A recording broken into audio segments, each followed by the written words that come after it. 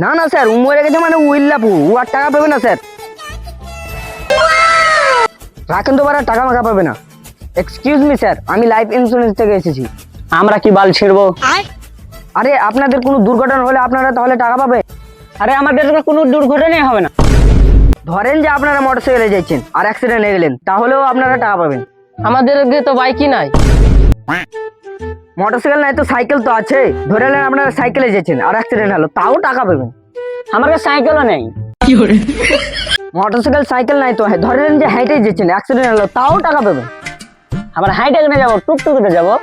ধরেন যে টুকটুকে দিয়ে যাচ্ছেন আর টুকটুকি উল্টে গেল, তাও টাকা পাবেন। টুকটুকি থেকে লাফিয়ে যাবো।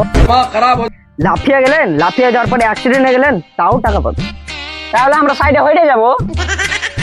হেড বাড়া, আপনারা ইন্স্যুরেন্স না না তো সোরের বাচ্চা পুকি মারি আমার টাইমটা কেন লস করলি? সোরের বাচ্চাকে পিছিয়ে আমার টাইমটা লস হয়ে গেল।